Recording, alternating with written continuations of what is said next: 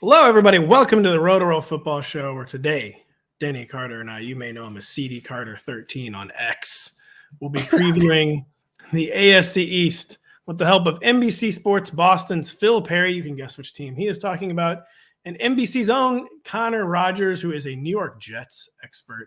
I said NBC's own. Phil is also NBC's own. We're all NBC's own. We are NBC. We are all of the Peacock. We are all of the Peacock. Our boss is Jack Donaghy. Connor is going to be joining us about the 20-minute mark. Phil around the 40-minute mark. If all goes according to plan, he's on Bill Belichick time, we have been informed. Yes, which sounds like an awful time, by the way. It is an awful, awful time. We're going to talk about the Bills and Dolphins to begin the show. But first, Denny, you did want to talk about Carson Wentz just being down horrendously. Like as horrendously as anyone I've ever seen in my entire life. Tell the people about it. I don't even think there's a level of down bad that can encapsulate what's happening with Carson Wentz, who tried out yesterday, worked out, I guess, for interested teams. I don't know who was there exactly, but he was wearing a Commander's jersey, an Eagles helmet, and Colts shorts. So yes. What he was doing, Pat, is he was reminding anyone who had forgotten that he's been spat out by 3 different franchises. Of all the teams he has failed with, and he badly wants. So once he inevitably signs, I think it's someone. Does he add like one of those like elbow sleeves for his 4th team? So I got my Falcons elbow sleeve here, and yeah, sure, I got beaten out by Desmond Ridder and Taylor Heineke, but not here to talk about the past. But I got another team on me, buddy. Got another team. I used to be an elite quarterback, and now I'm working out in multiple teams' gear. It's insane. This guy's like 30 and can't even get a backup job. And he was going to win an MVP award in the year 2017. He was on the way. I by the way, when I tweeted about him being down unimaginably bad. I mean, nightmarishly. There's no. It is nightmare. I mean, this is like Lynchian level bad. Like this is like a fever dream in a David Lynch movie. Okay, so someone actually did mention that Tim Anderson, the White Sox player who got knocked out the other day, might be down worse at the moment. He is down a little worse. Down a little worse. He seems down bad. Anyway, someone reminded me, and thank you for reminding me, that Carson Wentz is not down bad because, Pat, he's rich. That's true. Yeah. Oh, yeah, of course. Yeah. Rich people famously never vain with fragile egos, never not hunting for any slight or feeling aggrieved at even the slightest hint of being challenged. Yeah. He made some money, man. What are you going to do about it? You can't possibly be down bad if you have money. Tell that to Howard Hughes. Right. He was never down bad. Sure. He was bottling his own urine, but he had money. Right. No idea. And so actually that was seen as eccentric, not incredibly weird and frightening. Do you think are there any Zoomers who know who Howard Hughes are? There's zero people born before the year 1990, after the year 1990 who know who Howard. Has anyone born after the year 1994 seen The Aviator, by the way? The indelible Martin Scorsese portrait of Howard Hughes? They would first have to hear of Martin Scorsese. Oh my gosh, you're so right.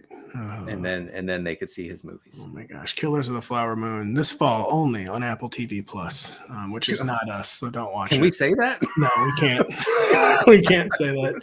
That was not a Universal co-production either, by the way, so don't see it. Yeah, I would never see it. Don't see it. Yeah, don't see the Buffalo Bills for some reason, because Bills Denny are kind of a narrow team. There's in some ways, there's not a lot going on with the Bills because it's mostly the same returning cast, but there is a lot going on with the Bills because we don't really know who they want the number 2 target to be. We don't really know how things are going to shake out after the Gabe Davis experiment. I don't know. It's tough to say it failed, but kind of just failed in 2022. Who knows? I've joked a lot about it being only the ankle. Who knows how much that really affected Gabe Davis' season, and maybe they can have convinced themselves they can run it back with him as the number 2 receiver. Yeah. They had a desperate need for a pass catcher. They missed out on the top receivers in the draft, so they went the Galaxy Brain route. They used a first-round pick on the catch-first tight end Dalton Kincaid, who you keep telling everyone has had one good game ever in his career. And just who is the number 2 target in this Bills offense? Is it Gabe Davis? Is it Kincaid? Is it someone totally random? And do we care about a single pass catcher in fantasy beyond Stephon Diggs, beyond Gabe Davis, beyond Dalton Kincaid? What is going on with the Bills pass catchers? I don't think that we care about any pass catcher in the Buffalo offense besides the guys you named. Maybe Khalil Shakir if Gabe Davis is either phased out or because of ineffectiveness or gets hurt, then Shakir becomes interesting. But I don't think you need to draft him. I want to just briefly talk about Gabe Davis because obviously I was on Gabe Davis hype train big time. Some say I drove it and drove it straight into a mountain, which didn't feel good. It exploded, and I was not like Tom Cruise. I did not jump off. You died in a boiler fire. I just said, "Oh man," and then it hit. So look, Gabe Davis. It was bad. He was 61st among wide receivers who ran at least 200 routes in targets per route run. Okay, so just really not really commanding targets, running a lot of routes, not seeing a lot of targets. And here's the concerning thing is that that's not new. So in 2021, he was 51st in targets per route run. So he's just not a guy who's going to see a ton of targets. Thankfully, he runs a lot of routes. So like last year, he saw 93 targets, which was second on the team by a huge margin behind Stephon Diggs. He's now going 4 to 5 rounds later than he was last summer, which is something, because look, we are emotional creatures, right? Yeah. And once a player hurts us, that sting stays, right? And we say, no, never again. But when you're talking about a 4 or 5 round discount from last summer, you got to consider it. You do. You actually do. And Gabe, I just don't know. A guy who had always forced his way on the field, had always done his job. He had not failed until last year, and then he failed so spectacularly that it is hard. And it is weird, though. I mean, the Bills, it was probably salary cap related, but didn't make any effort to upgrade him. No. They did give him target competition and the aforementioned catch first tight end Dalton Kincaid, but the Bills are running it back unless they're keeping a lid on internal Khalil Shakir hype, but right. I don't think that's actually happening. It doesn't seem like it. No. Justin Shorter is a rookie with a Gabe Davis type profile. Maybe he could force his way onto the field. Maybe Trent Sherfield is somehow a thing. Could be a thing. Some hype. Yeah, it could be. But Gabe Davis is going to be on the field a ton for a team that is always one of the pass heaviest in all situations. So not just when in neutral game script, but even in positive game script, the Bills still pass quite a bit, kind of like the Chiefs. And that's good. I mean, that gives you some, semblance of a floor for a guy like Gabe Davis because he's going to be running so many routes. This is my long way of saying, I think that he fits for folks who are looking for a wide receiver 3 or 4 at that point in the draft. A guy you don't need to blow up every week, but certainly has, unless you want to push back here, has some blow up potential on a given week. We just don't really know when that will be. No, he absolutely does. He should have a better year than he did last year. Yeah, right? I think that's absolutely in the cards. Yeah, the NFL season is very short. If you suffer an ankle injury in September, it's going to be a problem almost always through December. This is dangerously close to excuse making for Gabe Davis, but I would like to at least see him stay healthy for this season. Yeah, well, I mean, we were drafting him. I was drafting him at his ceiling. Beyond his ceiling last year, really, in hindsight, couldn't have gone well for me, no matter what happened. So that's not the case this year. So you definitely don't write him off, even if he hurt you in 2022. Denny, James Cook's the RB29 on Underdog. We need to start using some more normie ADP, but he's the RB29. Damian Harris is the RB40. Damian Harris is supposedly getting pushed really hard by Latavius Murray for this Bills early down roll. Do we have any – are we getting more and more comfortable with James Cook, basically, where we know he's not going to be an every down player, but is he starting to feel pretty comfortable as a flex and maybe even pushing his way into the RB2 mix? What are your thoughts on James Cook, where it's just a little hard to know what to expect with the way he was used as a rookie and how the Bills have traditionally deployed their backfield, a.k.a. using 2 running backs?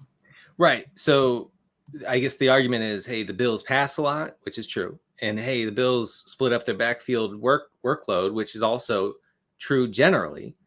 But we have seen a guy in Devin Singletary get a 3-down role in that backfield, and it is so valuable for fantasy. So we saw at the end of the 2021 regular season, which is a long time ago, I know, but I'll just remind you what happened. No running back scored more fantasy points than Devin Singletary over the season's final 4 weeks. I know that's a small sample, but that was the only time of the season that he was actually the 3-down back. Okay. And yes, he scored 4 touchdowns in that 4-week stretch. That helps, obviously. But he led the entire league in running back pass routes over that stretch. He was seeing 60% of the team's rushing attempts. And I believe that we have reason to believe that James Cook is an upgrade over Singletary. If James Cook gets that Singletary role eventually, I think he could be an enormous steal. Now, will he get it? I guess the haters would say no, absolutely not. It's Damian Harris or whatever. But what you said about Damian Harris being pushed by Latavius Murray, not a good sign. That makes me think that James Cook might be in the clear. There were signs too that Damian Harris was maybe washed, quote unquote, with the Patriots. Hard to say with a guy who's so young and just completed his rookie contract, but took a lot of really, really like hard. What's the word I'm looking for? Rugged touches for the Patriots. Yes, kind of got chewed up and spit out by the Patriots, and it's possible maybe his legs just aren't what they used to be, and that they trust Latavius Murray to do like the little things more than Damian Harris or something. So sure, I think Damian Harris will still probably beat out Latavius Murray, but needless to say, he's not making any sort of push on. You're not seeing any reports like Damian Harris may have a larger role than people expected. It's the exact opposite, which is very good news for James Cook. And so it's like, so why did the Bills sign these big back or bigger back types in Murray and Harris? I would think that it ties into the team's talk about Josh Allen not taking so many hits as a rusher, and I guess that would include at the goal line, which would be kind of a bummer for his fantasy prospects. I do have some numbers here on Allen and his rushing. Last year, he set a career low for design rushes and a career high for scrambling rushes. And so it seems like the team is living la vida loca. Trying, yeah. I mean, but they're trying again, career low for design rushes. So the team's not just saying, "Hey, Josh, take this ball and run headlong into the nearest defender."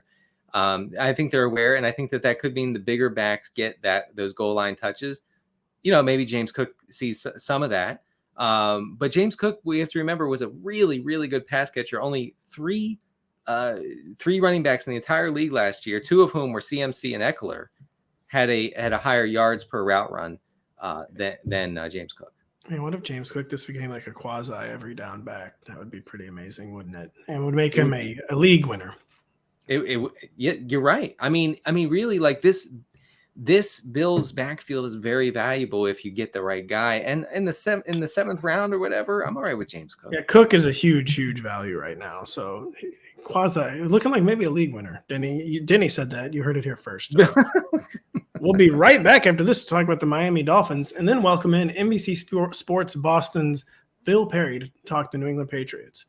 With the NFL season quickly approaching, now is the perfect time to get your Rotoworld Fantasy Football Draft Guide.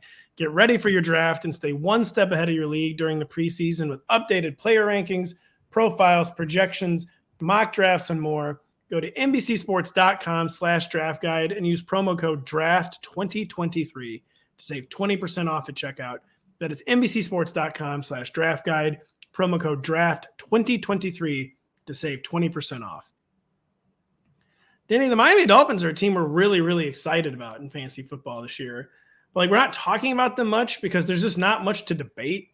Like one of the league's narrowest target trees where Tyreek Hill and Jaylen Waddle absorb massive target shares. And then beyond that, there's just not really anyone who's going to be seeing enough looks to be made. Am I correct with this? Is there not really another Dolphins pass catcher worth caring about beyond Tyreek and Jaylen Waddle? I mean, they're talking about like Braxton Berrios being the third receiver in the rotation. The third receiver just doesn't matter here. I mean, last year, Waddle and Hill combined for almost 60% of Miami's targets and almost 70% of the air yards. Okay. So everything was being funneled to them. I think that was very intentional. I don't think that was just like we're waiting for a number 3 pass catcher to split it up here. I think that those guys fit the model of what Mike McDaniel wants to do. get the ball to really fast guys in space. So I don't think we have to really worry too much about a third pass catcher here. I will say that there is Jaylen Waddle's profile from last year, makes me a little nervous about taking him in like the end of the second round. It was a little bit fortunate last year on several metrics, and I don't know if I can do that now. Third round maybe, but I don't know if I can do Waddle in the second. Maybe he can just overcome that though with like blunt force targets, which has been, if you're going to beat inefficiency or good luck, like you don't run back good luck. Like he had some of that, like you said, just like overawing volume is a good way to do that. And he should have that in 2023. So like Waddle is going around DeVante Smith, Garrett Wilson, Chris Olave. I think I'd rather have all those guys. I would actually rather have him than all those guys. Really? Even Olave? I just feel like the target share is so ridiculously strong for Jaylen Waddle. And in an offense that knows how to scheme big plays, and like a lot of those guys are in new situations, an offense we've already seen in action. We know how it works. They all three of those guys you mentioned have really high upside. I actually think Jaylen Waddle has like the fewest question marks of that group. So by the way, when Tua was healthy last year, this Dolphins offense was dominant, like Kansas City-esque. They were often top 3 or top 5 in EPA per play when Tua was under center and healthy. They're actually leading the league in EPA per play when he suffered his first concussion last year. So just from like a zoomed out standpoint, this Dolphins offense has a ton to offer, and so I wouldn't blame you if you said, I don't care. I'm getting Waddle. I'm getting that number 2 receiver in this offense. That's me. Me. I'm not going to scream at you about it. Not on air anyway. Yeah, not on air. Danny always screams at me off air. It's very uncomfortable. Makes all of our producers very, very uncomfortable, Denny. So actually, you know what? We've been wanting to confront you about it. We're just going to do it right now. It's not appropriate. Come on. It's not appropriate the way you treat me off the air. Denny, is there a Dolphins running back you actually want to draft? I was excited about Devin Achane when it was like more theoretical in the offseason. Like, sure, he's 5'4", and I have no idea how they're going to use him. But now that like we're actually drafting, and it's hard to get excited. I mean, because we don't know how they're going to be deployed. I mean, Jeff Wilson could have a much bigger role than expected. Raheem Mostert or Jeff Wilson could get left off their final roster. I don't think that will happen. I just feel like almost anything is in play here with this running back core. Are there any Dolphins running backs you actually want to draft? So you have sorry, there's a bug that almost went over my camera. No, not really. But I will try some Jeff Wilson. I know you love some Jeff Wilson. I'm kidding. I mean, I think Jeff Wilson showed that like if he's able to stay somewhat healthy, which is a huge question mark with him and Raheem Mostert, that he can thrive in this system. Also, the Dolphins were a pretty rush-friendly team last year from an efficiency standpoint. They didn't do it a whole lot, but they were not bad at it. And they have a pretty, when healthy, they have a pretty good offensive line, open up some holes. I tend to lean toward Jeff Wilson in that group. Do you have Devin Achane? Is he's someone you're even considering drafting? Because Dolphins didn't have a lot of draft capital. They used some of their very precious draft capital then on Devin Achane. They seem like they definitely want like more playmaking ability or big plays out of their backfield. We also know he's from the Mike McDaniel's from the Kyle Shanahan system of coaching, where like they don't just give reps to running backs; they make them earn it on the field. Like, Devin Achane, can you justify him being on fantasy teams, basically? I mean, he's going as running back 41, so it's not a huge asking price, but I see other guys around that area who intrigue me more, and it doesn't take a whole lot to intrigue me more, apparently, because I'm looking at Jerick McKinnon and saying that intrigues me more than Devin Achane. You also have later on the other Dolphins backs go, but Rashad Penny, who I think has a clear path to upside there in that area. Samaje Perine. So I don't feel compelled to take Achane. The Dolphins talk about Achane like you do when you don't really know what to do with a player. He's a weapon. Like, we're going to use him all over the place. Like, all right, that's not good. That's not good when you're going to use a guy all over the place. They're not going to, by the way. He's going to be lined up as running back all the time when he's on the field. Devin Achane hasn't been like getting criticized in Dolphins camp, but he hasn't been generating like any hype, by the way, which some people must say, oh, who cares then? If he was doing cool stuff in practice, he would be getting hyped by the media and even the coaching staff. So it's been a bit concerning. I have not seen like any tweets, very few like notebook nuggets on Devin Achane. And I do think it speaks to what you said, where they thought he was cool in principle, but they're just not sure how to use him. Yeah. I mean, he strikes me as a fancy kind of running back, like people would cite his metrics, like he's super fast. And that doesn't do anything for me. I'm sorry. I don't care if a guy's fast. He is very, very fast though. Okay. I mean, so when he gets one end around that he takes for 40 yards, that's awesome. That's awesome. Amazing. That's amazing. And then he won't see the field again for 2.5 quarters. You know what else is amazing is NBC Sports' Connor Rodgers. He's going to be with us right after this to talk about the New York Football Jets. But first, a word from our sponsors, who are us. There is no better place to be in Boston on a Sunday morning than legendary Fenway Park. See if the Red Sox can close the gap for the second wild card spot when they host the Tigers at 11:30 a.m. Eastern on MLB Leadoff, only on Peacock. Stream the action live. Again, that is exclusively on Peacock. And do not forget, find all your favorite NBC sports shows on Amazon Music. Just head to Amazon.com/NBC Sports. Danny, Red Sox took it on the chin over the weekend. They got swept by the Blue Jays. I know. You actually do know? Really? I know. I don't know. Are you kidding me? My Orioles are still leading the East, right? Yes, they are actually. The Love Rays are hanging around, but Denny doesn't know anything about the Boston Red Sox. Connor Rodgers knows a lot about the New York Jets. Connor, how are you doing? And I was actually blanking. I want to say check out Connor on the Fantasy Football Happy Hour with Matthew Berry, which is now back and airing daily. Connor, how you doing? I'm good, guys. What's going on?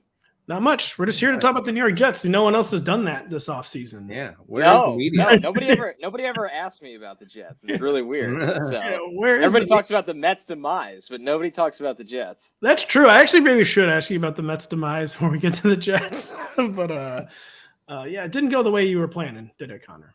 Or were you secretly pessimistic the entire time, like any real Mets fan? Well, we always have that little bit underneath us, right? I mean, that's how you live. But you know what? I'll say this: if you're going to be bad, be really, really bad. So you at least go into full sell mode and get something back, rather than, and this is me talking myself into it. It's true. The false hope of so many teams that just do nothing at the deadline and then absolutely screw up and don't make the playoffs. So that was the littlest glass half full I have for the Mets right now. Denny Connor is referencing the Mets traded 2 future Hall of Fame pitchers and paid $88 million then to get 3 prospects in return. They are really good prospects, but it is a very crazy situation. Not as crazy as it is around the New York Jets, where the entire tenor has changed. Aaron Rodgers is in town as the latest savior, which I say derisively because we know there's a new Jet savior like every year or two. But this guy has if you're going to have a savior, it should probably be an inner ring Hall of Famer like Aaron Rodgers, the most compelling addition the New York Jets have made to the coaching staff, to the roster in years. And Connor, I'll just start with like a very, very softball question, but just how has like the attitude and the mood changed around this team, which it was good last year. The Jets felt ahead of schedule last year until the very dismal end of the season where they kind of fell back on schedule. Just how have things changed now with the roster that was already close and now has a very old future inner-ring Hall of Famer, but the best quarterback they've had in just forever. Yeah, I mean, what they told themselves and convinced themselves last year was that they were a quarterback away, right? And, depending on how far that would take them, but they felt like they were at least a playoff team with a quarterback. And I think that's pretty easy to buy into when you look at the shortcomings of whether it was Zach Wilson, Joe Flacco to start out the season, Joe Flacco to come in at a really bad part of the season, Mike White, who, obviously piled on the stats against what was left of the Bears defense, but a guy that also is injury prone and had to go down as well. And, can get you through some stretches, but also is not a sustainable long-term starter. And even Chris Streveler on the hilarious Thursday Night Football game against Jacksonville. So I think that's why there's so much confidence, or at least everybody feels to be a little bit more at ease, knowing that when things go wrong here or there, it could be, an injury to the defense. It could be down a wide receiver. Or the offensive line goes through a lot of injuries again.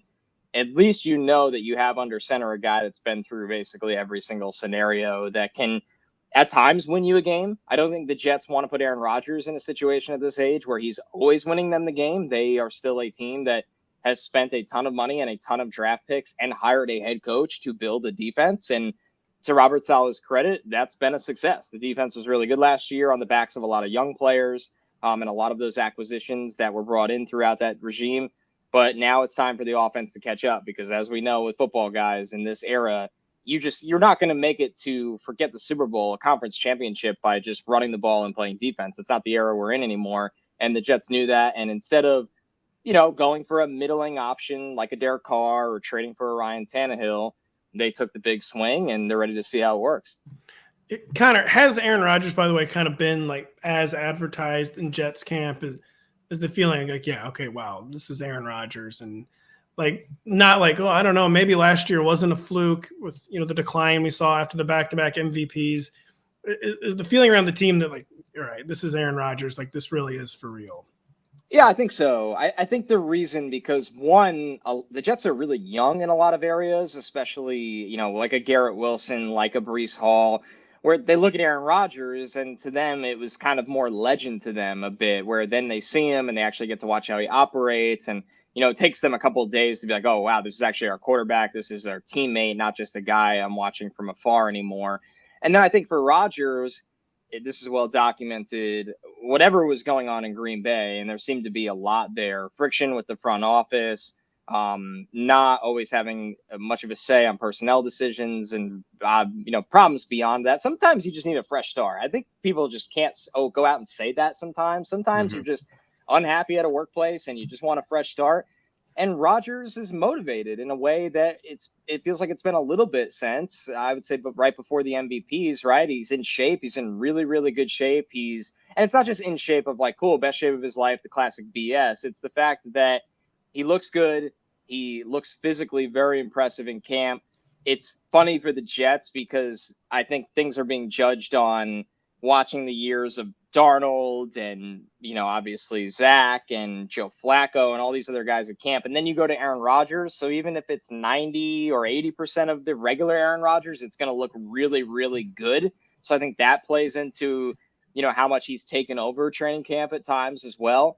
But I think the most important perspective for the Jets and real football and for fantasy football is the fact that Garrett Wilson has all the talent in the world to be a top 8 wide receiver in this league. That much is clear. We saw it when he was an offensive rookie of the year last year with pretty much nothing at quarterback.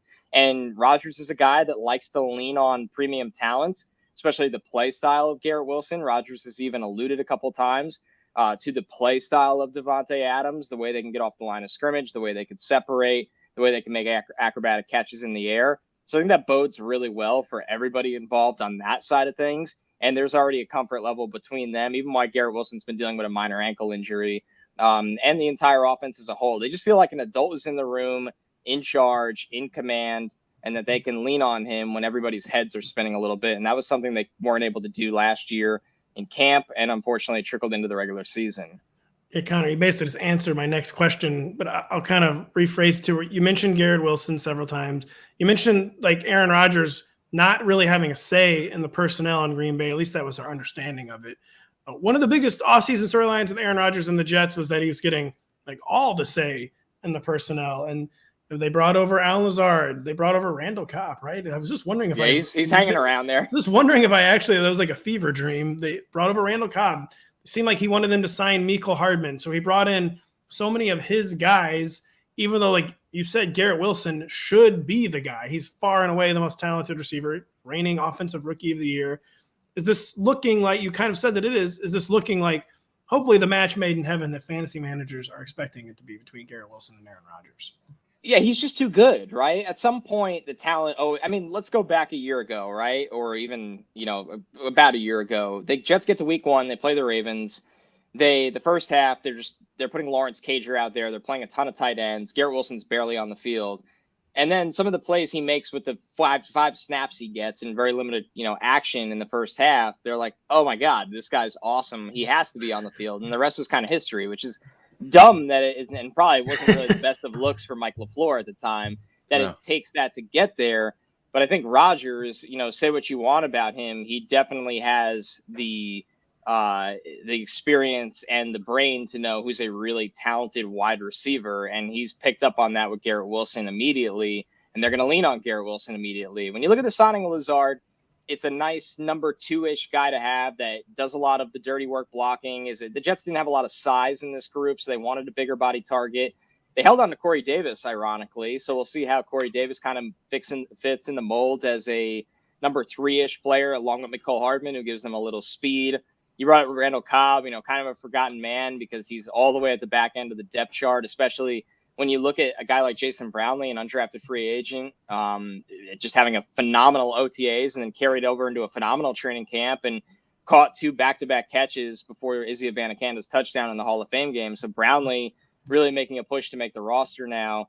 It's just Garrett Wilson's show. I think this offense will be funneled through Garrett Wilson, like the Green Bay offense was with DeVante Adams in 2020. And when you just look at how talented he is, it's not just in between the 20s. It's not just yards after the catch, but I think he'll really lean on him in the red zone too, which just makes him an entirely different beast. They'll spread the ball around, the 3 different tight ends they have and the depth wide receivers they have. But Garrett Wilson's the star of the offense, especially why Breece Hall is not 100% out of the gate. So Connor, are we looking at Lazard as the wide receiver to start the season, or do you think someone else can emerge, someone like Corey Davis? I think it'll be Lazard, and I think so much of that goes into the fact that they really want him on the field, not just for pass catching, but also as a legitimate blocker playing really tight to the line of scrimmage. I think that's a huge aspect of signing him for Hackett's offense and what they want to do. And besides the trust factor with Rodgers and the fact that those two like playing with each other, I think there's a gritty aspect to Lazard's game that you're wasting Garrett Wilson's time if you want him to do that. You're wasting Mecole. Please don't. Yeah, you're not asking Mecole Hardman to do that. You're not really asking Tyler Conklin to do that. Honestly, Conklin, maybe because he's this big, long-haired, tattooed tight end, people think he's like this inline guy. He's not a blocker at all. He's a good pass catcher. That's what he is. So they don't want Conklin to do that. Uzama's been banged up a lot. I think Ruckert actually probably gets more playing time eventually than Uzama, and he's a blocker of a bit of a blocking tight end at times. So, yeah, is it sexy and appealing for fantasy, that Lazard, Corey Davis, Mecole Hardman trio where they're probably used in different roles and different packages? Probably not. But if you have to pick a number 2 in terms of snap percentage, it feels like Lazard will be that bona fide guy.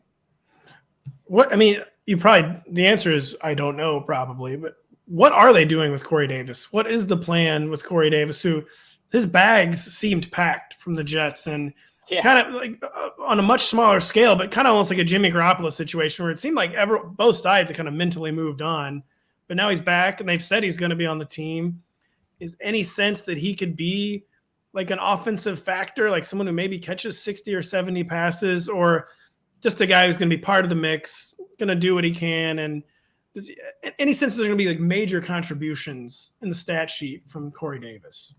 It's fascinating, right? Because you're right. I mean, I'm pretty sure he was saying goodbyes. Like that's where this was at, that he thought he'd be a cap casualty. Maybe they rework his contract in this final year because I don't really know what his options are going to be by the end of the summer. I think part of it was this too. One, while the staff's always really like Corey Davis, he's generated a lot of respect there. He walked into a situation when he was signed 2 years ago where he's not a number 1, and he was signed to be a number 1 on a team that didn't have a number 1 by default. It actually reminds me a little bit, and this is way too much of an exaggeration, but the Jets did this with Eric Decker many years ago, and Decker came in the first year, and it was kind of like, whatever. And then they got a number 1 in Brandon Marshall the next year, and everybody liked Decker as a number 2 option. So I kind of wonder, can Corey Davis, with Garrett Wilson being established, Lazard being here, can Corey Davis kind of trickle down into this somewhere in between a number 2 and number 3 and find a legitimate possession role? I don't see why not. it seems like Rodgers really likes him. I've heard Rodgers, kind of respected his game before he even got to New York. So maybe that played into it too, where they were going to move on from a cap standpoint. And Rodgers is like, let's keep the depth at the position. And another thing to believe in with them, with Corey Davis right now, is they really weren't in on DeAndre Hopkins. Like, there's been available veterans that could be viewed as big time, I don't know if it's a big land anymore, but it felt like people cared about where DeAndre Hopkins went, and the Jets never even went down that road. So it tells you that Corey Davis will probably be on this team, barring something unexpected, and that Corey Davis will have a role on this team because, once again, they're a team that when they go to 11 personnel, yes, they like Mecole Hardman's speed, they like Lazard's size, but Corey Davis has a little bit more polish as a route runner than both of those guys, and we've seen Rodgers defer to guys like that in the past. Not to be totally narrative based, but it is by far the best quarterback that Corey Davis has ever played with. He got a good year or two out of Ryan Tannehill. Never played with anyone like Aaron Rodgers. It's a great point. A motivated Rodgers. Connor, I wanted to shift over to the Jets backfield real quick. And obviously a lot of intrigue around Breece Hall's recovery from his knee injury last year and how things are going there. I know we have a running joke about Robert Saleh constantly updating us on the GPS numbers for Breece Hall. So we know how fast he's running. He's running fast. But what is the feel around his health? And then second, like why have the Jets pursued Dalvin Cook so vigorously over the past few weeks? It's really interesting, right? I've been trying to get a read on the Cook situation. I'll start there before we get to Breece because this is definitely one that is so hard to figure out. I usually have a good read on the Jets side of things and or the player side of things. And with Cook, a lot of people do believe that he wants to play in Miami, and that's very believable when you think of where Dalvin Cook's from, where he's at in his career, how a lot of those guys from Florida tend to go on the back half of their career. And I know Cook's not like in his 30s, but let's be real of where he's at physically right now for a running back, right? So I think for the Jets side of things, they brought him in for the visit. He watched practice. Robert Saleh's spoken really highly of him in press conferences, but I wonder if that's actually correlating to what they're thinking of financially, because it feels like if they put down any bit of a respectable offer with where Cook's market is at right now, you would think he would have taken it by now. So I think the Jets look at it like this. This ties in the Breece Hall conversation. They want to be very careful with Hall because they think they are going to be playing meaningful games in November, December, and January. And that's when you'd like your best running back to be coming off injury to be up to speed, where I don't think they want to go into September, Monday Night Football against the Bills and beyond, whether it's the Dallas game all the way to the Denver game week 5. And they got to hand Breece Hall the ball and counting targets, 25 touches a game. They don't want to do that. So the Jets have been trying to figure out in camp, do we need to bring in a veteran to supplement Hall's ramp-up period? Or is there a guy on this roster that can fill that role? Because is supplementing Breece Hall's first 6 weeks of the season, is that something you need to spend $8 million on? I don't know. I feel like that's a little bit ridiculous. So it's a lot of money.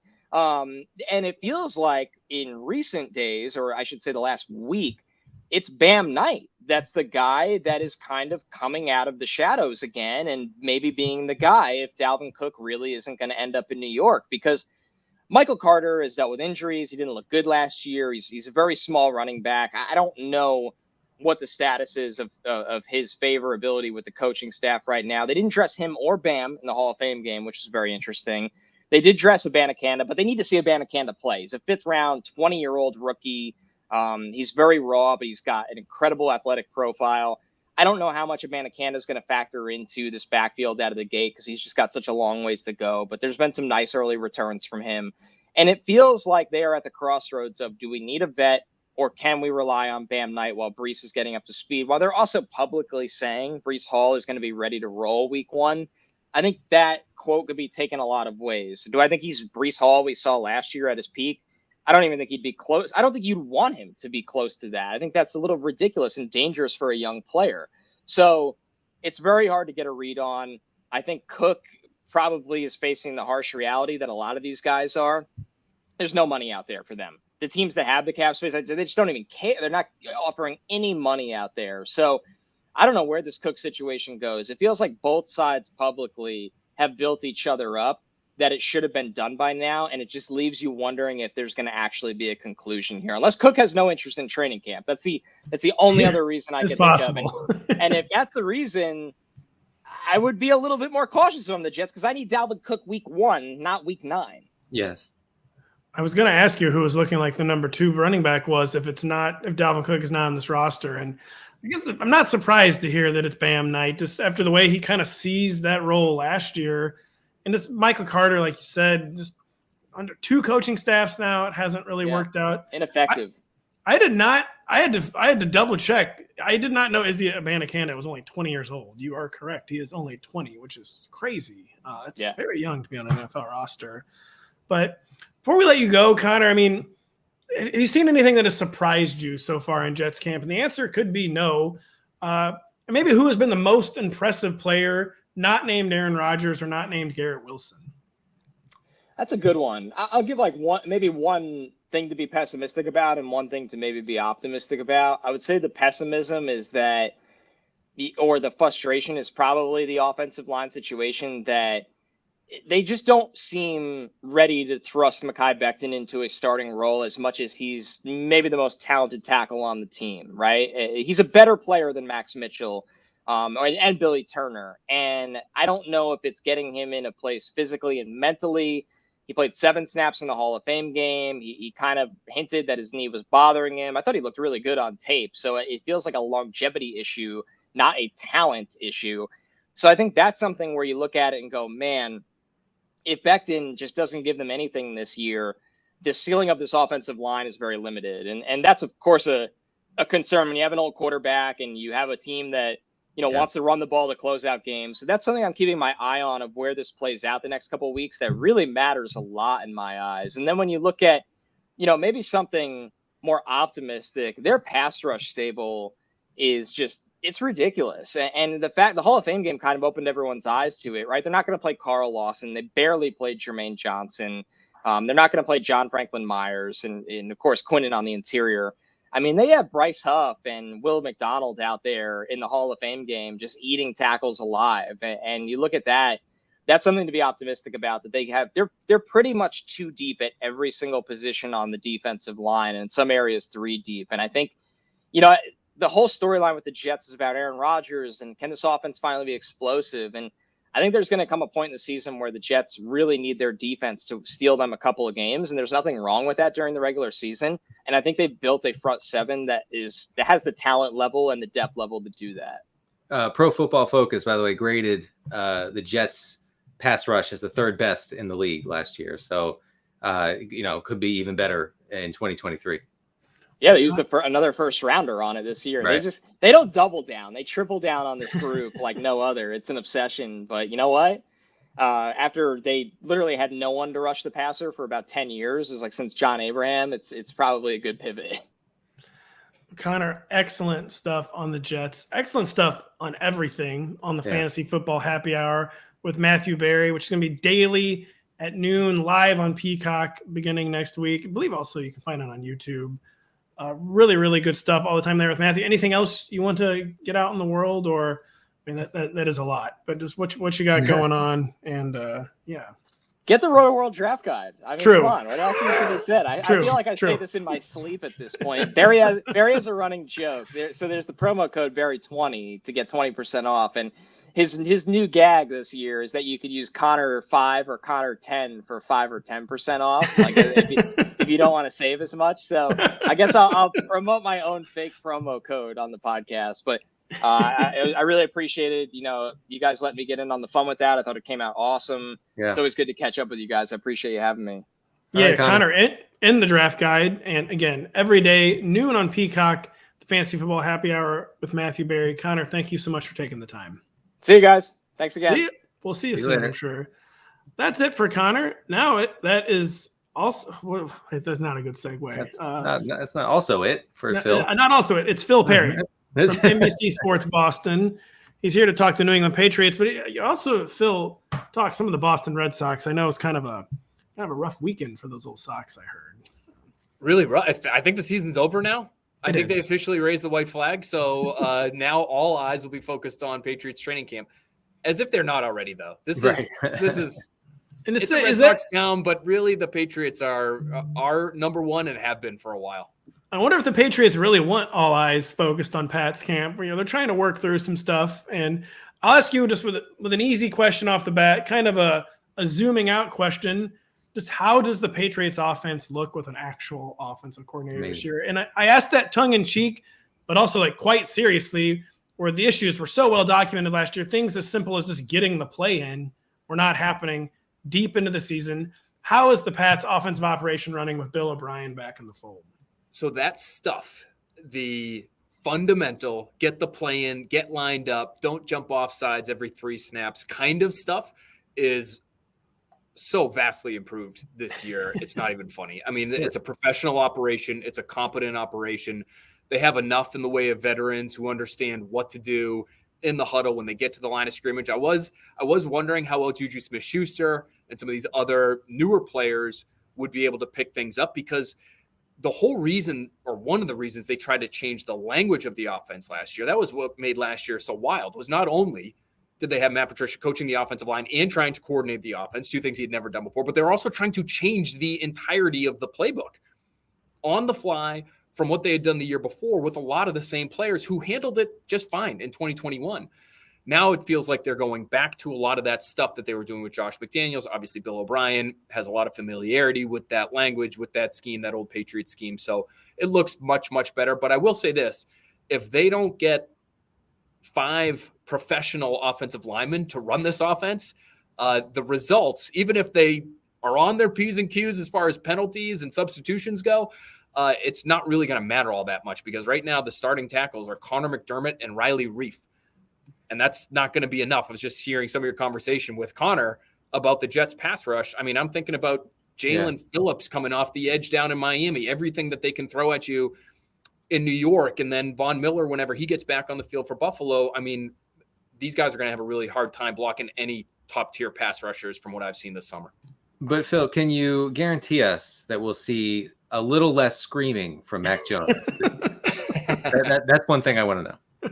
I don't know if I could guarantee that. That's what I really am. I really, truly am fascinated to see how those 2 personalities mesh, because Bill O'Brien was nicknamed the Teapot because he was boiling over so frequently during his first stint here with the Patriots. And there was that very famous clip, at least locally here, with Bill O'Brien screaming at Tom Brady and the 2 of them going at it on the sidelines in Washington, about 10 years or so ago now. So, how is that going to look when it's not going well? I mean, things are going relatively well right now.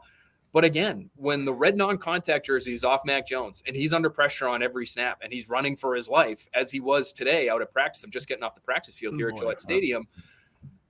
How do they mesh then? Because I think both of these guys are very comfortable letting their emotions show on the sideline. So we may get some of that still this year, Denny. Okay, good, because I love it. I love it. As outsiders, we enjoy it. Yeah, it's entertaining. All right, we're gonna shift over to the receiving room here for the Patriots. It's been really hard for fantasy managers to kind of decode what's going on with New England receivers. I mean, always really, but particularly this offseason. I'm guessing the recently extended DeVante Parker is going to be a part of 3 receiver sets, even 2 receiver sets here in New England. Who else? Fill us in on who else is going to take those every down snaps at receiver in this offense. Well, I do think we're going to see a lot of 12 personnel. So you're going to have a lot of Hunter Henry and Mike Gesicki on the field. But then the 2 clear top guys at receiver for me are DeVante Parker and JuJu Smith-Schuster. Those are the guys that are out there just about every rep with Mac Jones. And again, you're getting a decent amount of 12 personnel. So Hunter Henry and Mike Gesicki. When Gesicki comes off, right now it looks like Kendrick Bourne, who's been the number 3. But I would say that spot is pretty fluid. I don't think they've necessarily committed all that much in the way in terms of reps to Kendrick Bourne. They're not building this offense around Kendrick Bourne by any means. Tyquan Thornton, I think they would love to see show out, but he has been a absolute non-factor in camp, which I think is one of the most disappointing aspects of camp for the Patriots thus far, because he really brings that one element to their offense that they don't have, which is speed. I mean, they have a lot of big-bodied, contested catch guys. They would love to have someone who can make life a little bit easier on everyone else, because you have to acknowledge him in the deep part of the field. That should be Tyquan Thornton, but he's missed some time injured. He missed time back in the spring. injured. He hasn't done anything with the opportunities that he's gotten in the way of targets from Mac Jones.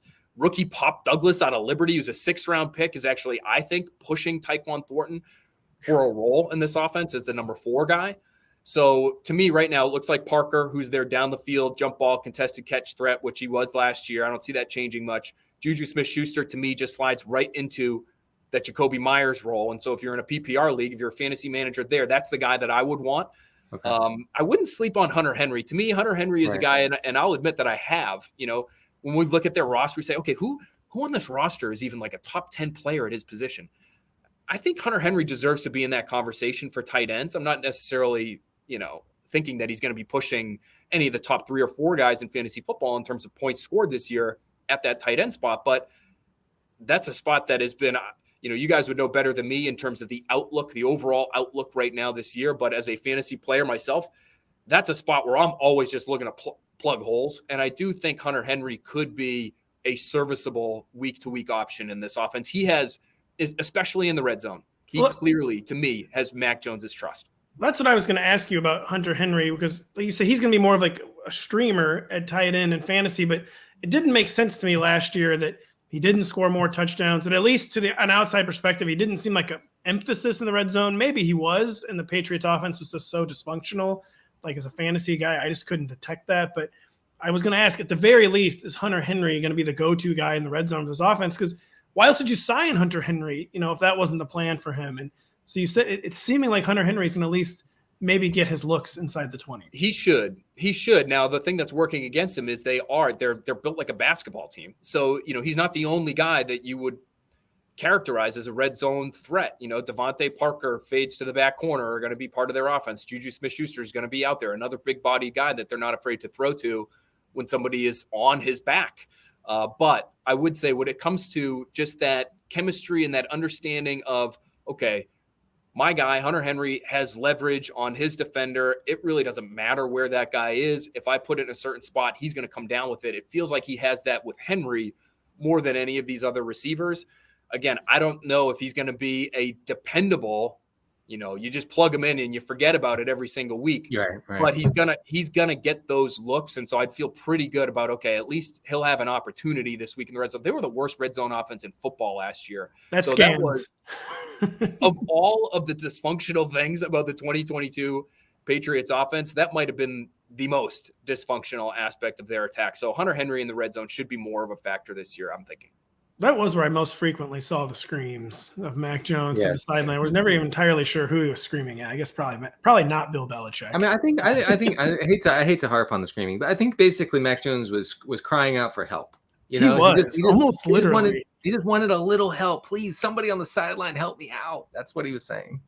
He wanted answers too, right? I mean, I think that's going to be the biggest benefit of Bill O'Brien is when we're out there watching him coach during training camp, you're seeing him fill the space between snaps, between periods with coaching. That's something we didn't see last year. Hey, if you get this leverage with this look, we're going to do X, Y, or Z. When we're running these back shoulder throws into the front corner of the end zone or the back corner of the end zone, it's going to be here versus down here, depending on the situation. There's all these little teaching points that he has gathered over more than 2 decades coaching offense that they weren't getting last year. And Mac Jones was coming to them, and others in that offense were coming to Joe Judge, Matt Patricia with questions and not getting the answers. So there's a lot of confidence, I would say, that should lift the entire operation on that side of the ball just by making them all feel a little bit better about how their roles fit into the overall big picture of their offense, of their attack, of their scheme week to week.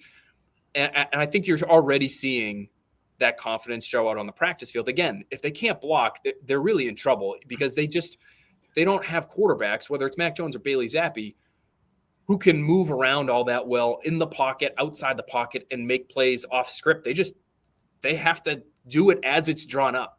And if it's McDermott and Reif out there as your starters, Trent Brown's been sort of lingering in the background for weeks here, it feels like. But if it's those 2 guys that are trying to protect you on the outside, it's not going to go well. Seems like it was smart to hire an actual offensive coordinator is one of the things you're saying. That should help. Because again, if you do have to coach around those tackles, there are things you can do. I don't know if they had the ability to do that really last year. Now we'll see, and we've already seen it. they're going to kill you with screens. They're going to kill you with draws and that type of stuff. This is not going to be a very fantasy friendly offense, guys, in my opinion. You know, like I said, if I had to pick one guy, Rhamondre Stevenson, it would be number one with a bullet. But then in the passing game, it probably would be JuJu, just because I think he's going to get a lot of targets. Denny's going to ask about the running game in just a second. And by the way, we have so many questions of the receiver core that it's easy for fantasy managers not to even think about the offensive line, which we're going to continue not to. I'm just going to pretend you said the offensive line is fine. And just two quick follow-ups for the receiver core. There's been a lot of I would say negative hype on Tyquan Thornton. So it was discouraging to hear you kind of confirm that he just has not looked good in training camp. And just maybe what has been the biggest issue with Tyquan Thornton? And with JuJu, is there any sense that they're managing his knee or his health? That was an early summer storyline that I haven't really seen anything about in training camp. Just what has gone so wrong with Tyquan, and how does JuJu's knee look? So for Tyquan, it's staying on the field. I mean, he missed the first part of last year. Basically, the first pro tackle that he absorbed in preseason, he broke, which was, you know, for everyone who saw that pick in the second round and thought it was a reach, and they saw this guy who was 6'2", 180 pounds, and built like a tree branch. You know, you said, okay, well, yeah, who could have seen this coming? Someone tackled him and he broke his collarbone. But when he got back out there, they played him a lot. He just never really fully picked up the offense, it felt like. Even late in the season, you could see confusion. And again, you could chalk this up to coaching, but you could see confusion when it came to, okay, what route was he supposed to run here? And why are he and Mac on clearly different pages in given situations? So this summer you thought, okay, better coach, better understanding of the pro game, of their offense specifically, and we just haven't seen it come together. Again, he missed time in the spring. He missed time last week in training camp. He's dealt with some soft tissue stuff, and I hate to see that. Really fast guy with soft tissue issues, like we've seen it before. Those things tend to linger. They pop up randomly, sporadically, especially in fantasy football. You don't want to be that guy who's looking at Tyquan Thornton, who's, you know, been limited all week in practice with a hamstring, and you're wondering if they're actually going to play him or not. So that to me has been issue number one. But when he has been out there, he hasn't really shown that speed. We haven't seen all that many deep targets for him. He had one yesterday that was broken up deep down the field. They've thrown it to him a little bit in the red zone. Again, he's a taller guy, so he should be a decent red zone threat. He's pretty coordinated. He's obviously a great athlete, but he hasn't been able to come up with much down there either. It feels like he does get bodied a little bit by some of these Patriots corners who are physical guys. So again, I'm not sure I would trust him unless it's a very late round pick and you're sort of taking a flyer on the fact that they're eventually going to need this deep threat. He's going to be on the roster. He's a second round pick a couple of years ago. Bill Belichick is invested in making this work out. So maybe you take a flyer on him in that instance, but he really hasn't shown us anything. And then as far as JuJu goes, he looks healthy, guys. They really haven't managed him at all. He didn't participate at all in the spring, but it felt like once he got back for training camp, it was all systems go, and that's how it's looked out on the field. That's good. Good to hear for JuJu, who obviously has struggled with injuries over the years. Shifting to the New England backfield, obviously you said Rhamondre Stevenson would be your number one Patriots fantasy pick by far, and that makes a lot of sense. Rhamondre is much sought after, especially in PPR formats. Last year, he was third in the entire league in running back targets, was very efficient with those targets. I've read that, you know, the Bill O'Brien offense can and often has run through dump offs to the running backs and the tight ends near the line of scrimmage. Do you think that's a main part of the Patriots offense this season? I do. And honestly, if you're a Rhamondre Stevenson fantasy owner, if you have him in Dynasty, if you haven't, I think he has a good chance to even surpass that number of targets that he had last year if the offensive line continues to remain. If it's an issue, that's all they're going to do. It's all they're going to have time to do. You know, he's going to be such a huge part of this offense regardless. But if there's any kind of question, especially at that right tackle spot, I think we're assuming Trent Brown will be out there at left tackle, though. Anytime you assume anything with Trent Brown, that's or the Patriots. That's a fool's errand, you know. So take that with a grain of salt. But if they're having trouble protecting, it's going to be a lot of screens. They've worked on screens excessively, in my opinion, during training camp. But again, that's good news for Rhamondre Stevenson, the number of targets he's going to get. I thought he had a great year last year. Obviously, fantasy-wise, he had a great year. And the offensive line wasn't all that good last year either. You know, even run blocking, it surprised me at just how efficient they were. given the great year that Stevenson had as an individual running the football, they were still, I believe, 24th in EPA per play running the football last year. That just does not sound like a classic Patriots offense. We know, again, there was a lot going on last year that made it not a classic Patriots offense. But if they can get a little bit more efficient running the football and still give him all those targets, I think he's going to be an even bigger factor fantasy-wise in 2023. We like to hear that, Phil. And getting further into the backfield, is there anyone shaping up behind Stevenson as a clear-cut RB2 who would take on the lead back role if Stevenson missed time? Because building on Denny's question too real quick, they've been working out all these veterans. It seems like they really want to add a 1B. You think they are going to add someone? And if they don't, who is it going to be on the current roster? I think they will. I think they almost have to. The one thing about Stevenson's year last year was toward the tail end of it, he ran out of gas.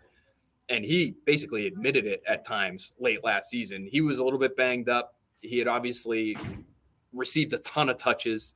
And so he was gassed by the end of last season. So they need someone to just help him maintain so that when they do get to December and January, if they are somehow in the middle of a playoff run or in the thick of hunting for a playoff spot, you have Rhamondre Stevenson at his best. So I do think they might add someone. If they don't, it's Kevin Harris to me. So Kevin Harris is the bigger body between the tackle guys that would fill into that Damian Harris kind of role. Okay. Not going to be a factor on third down, in my opinion. So Stevenson, we don't want that anyway. We don't. No, I mean, that's it. Exactly. I don't think they really have a viable, consistent option behind Stevenson. So again, if you're a Stevenson owner, more good news for you. They've got to give him the rock and give it to him a bunch. And as long as he can stay healthy, he's going to produce. But he's the one who looks like the second tier between the tackles runner. Pierre Strong, I thought, might make a push for that old James White role.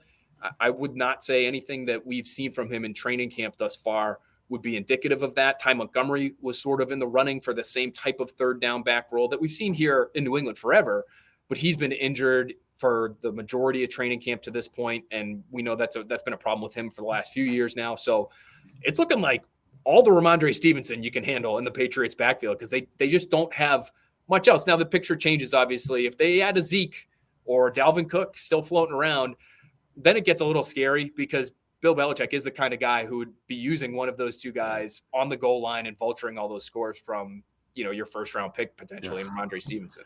That would be very, very problematic. We don't want that. We don't. Is he a first round pick? I should ask you guys. Is he a first round guy in your mind, or is he more of a second round, even later than that? It's second round. He's not really making it into the first, but he's like a upside second rounder. Or maybe I don't know, maybe even a little lower than that. He's basically going after Eckler, McCaffrey, Saquon.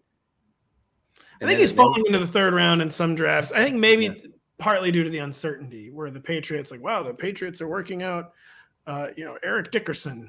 Right. We're working at every veteran running back there is on the market. Leonard Fournette could be on the roster by the time we're done with this conversation. I know. That's what I was saying. And then it all changes. It's like, wait, Leonard Fournette, that guy could catch 50 passes, and then Rhamondre Stevenson's value goes in the tank. But we're hoping that doesn't happen for all the Stevenson supporters out there. Phil, you're going to sign off from our pod and have a text like, Fournette's here, he's signing. And I wish I had said a few different things. I will let you guys know. If that happens, I'll let you know. Let us know. Phil, lots of really, really good stuff. Thank you so much for taking the time. We know you're extremely busy over at Patriots camp. Just tell people really quick where they can find you, what your handle might be on Twitter, that kind of thing. Yep.